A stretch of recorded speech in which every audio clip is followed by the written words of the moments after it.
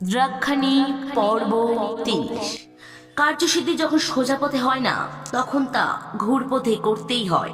অধর্মের উপর ধর্মের বিজয় নিশ্চিত সর্বদাই।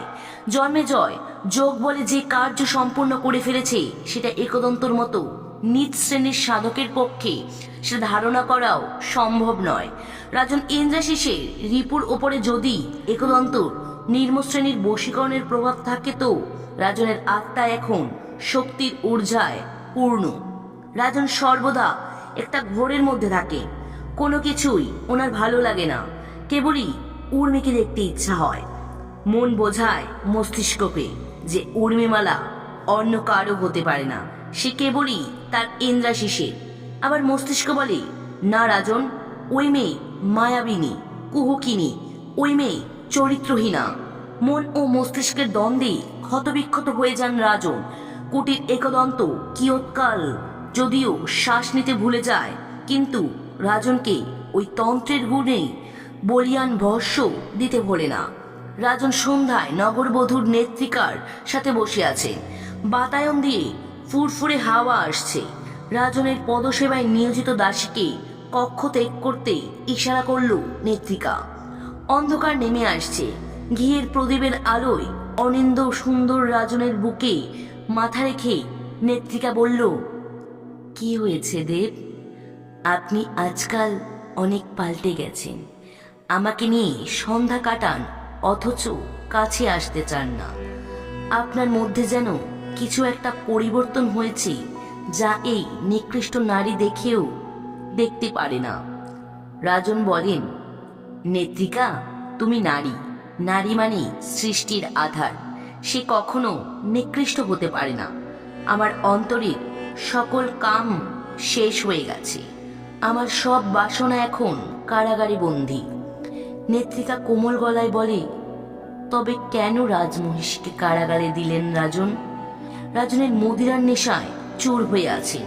ওনার দুই চোখ জবা ফুলের মতো রক্তবর্ণ। রাজন তাকালেন নেত্রিকার দিকে। সেই দৃষ্টিতেই যন্ত্রণা, হতাশা ছাড়া আর কিছুই নেই। রাজনের বুক ফেটে গেলেও মুখ ফুটবে না। তিনি কিছুতেই বলতে পারেন না এই নগরবধূকে যে কেন রাজমহিষী কারাগারে, কেন রাজন এভাবে জীবত মৃত। কেবল দীর্ঘশ্বাস ছাড়া আর কোনো উত্তর মেলেন না রাজনের তরফ থেকে।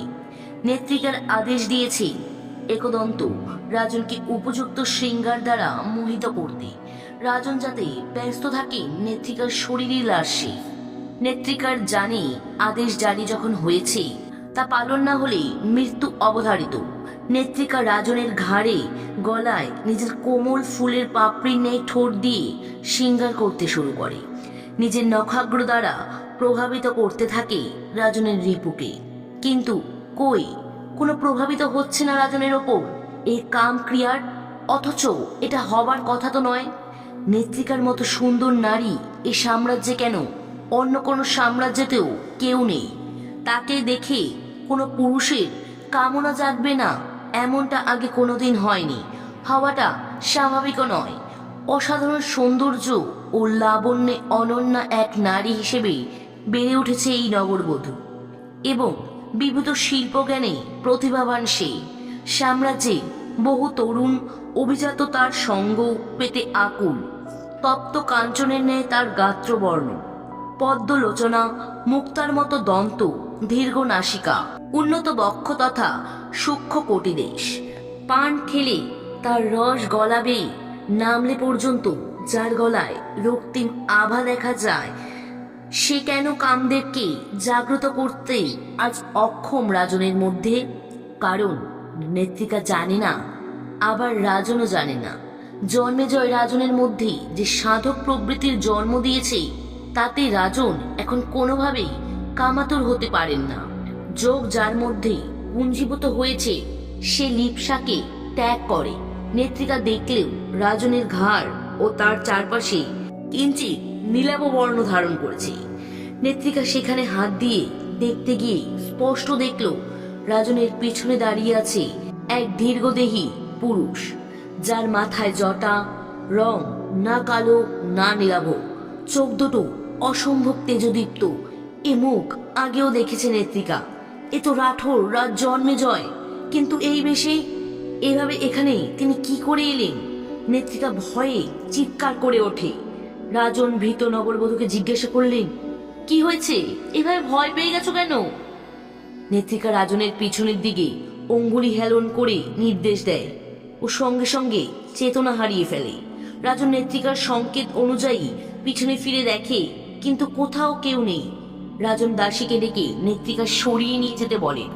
আগামীকাল দণ্ডক বনে যাবে সেনা, তারা হত্যা করে ফিরে আসবে জন্মেজয়কে, এমনটাই রাজনের নির্দেশ। থুরি রাজনের মুখ ব্যবহার করে একদন্তর নির্দেশ। রাজন ছটফট করে ভিতরে ভিতরে। মনে পড়ে জন্মেজয়ের সাথে কাটানো মুহূর্তগুলো। তার জ্ঞান, তার রাজধর্ম সবই রাজনকে মোহিত করেছিল, কিন্তু সেই জন্মেজয় কি করে উর্মির সাথে? আর পারছেন না ইন্দ্রাশিস, এভাবে বাঁচা যায় না। দেবী দ্রাক্ষানি কি খেলা খেলছেন রাজনের সাথে? এই নিশি প্রহরে রাজন যাবেন কারাগারে, দেখা করবেন সেই কলঙ্কিনের সাথে। তাকে সরাসরি জিজ্ঞেস করবেন কিসের অভাব তাকে দিয়েছিলেন রাজন। সংসার, বৈভব, সুখ, শান্তি, শরীরী, ওম, প্রেম কোনোটাই তো কম ছিল না। যতটা একটা দাম্পত্য জীবনে প্রয়োজন তার চেয়ে দ্বিগুণ দিয়েছেন দ্রাক্ষরাজ ইন্দ্রাশিস তার রাজমহিষীকে। এমনকি যুগে যুগে চলে আসা নিয়মের উল্লঙ্ঘন করে তিনি রাজমহিষীকে বাঁচাবার কথা পর্যন্ত দিয়েছিলেন। তবু অবৈধ সম্পর্কে কি করে জড়ালো উর্মিমালা? রাজন টলমল পায়ে এগিয়ে যান কারাগারের দিকে। রাজরক্ষীরা নতমস্তকে রাজনকে সম্মান প্রদর্শন করেন। উর্মিমালা পাথুরে মেঝেতে একটি কুশের আসনে বসেছিল। তার শরীর এখন অনেক স্থূল, পূর্ণ গর্ভ না হলেও শরীর ভারী হয়ে এসেছে। কুশের আসনে বসে এক মনে সে দেবী দ্রাক্ষানির জপ করে যাচ্ছে। দেবীকে মূর্তিতে একদন্ত যে কুটিল আচারে বন্দী করে রেখেছে, সেখান থেকে নিষ্পত্তির একমাত্র উপায় ভক্তের ভক্তির জোর। রাজন উর্মির কারাগারের সামনে এসে দাঁড়ান। চাঁদের আলো এসে পড়েছে ছোট্ট গবাক্ষ দিয়ে উর্মির মুখের ওপর। মুদিত নয়ন, উর্মি ধ্যানস্থ। রাজন স্পষ্ট দেখতে পান উর্মির কপালে আরো একটি নয়ন, সেটিও মুদিত অবস্থায় আছে। উর্মির ঠোঁটটি স্বল্প নড়ছে। রাজন কান পেতে শুনতে চেষ্টা করলেন উর্মি কি বিড়বিড় করছেন।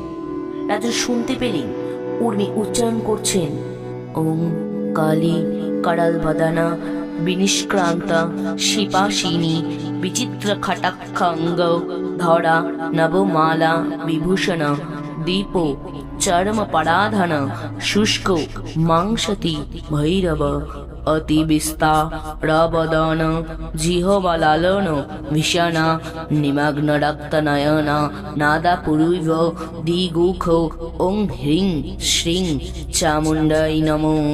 উর্মির মন্ত্রপাঠে দেবীকে জেগে উঠবে। জানতে হলে শুনতে হবে পরবর্তী পর্বগুলো। যারা এখনো সাবস্ক্রাইব করেননি অবশ্যই সাবস্ক্রাইব করে দিন। গল্প পাঠ কেমন লাগলো কমেন্টে জানান। শুভরাত্রি।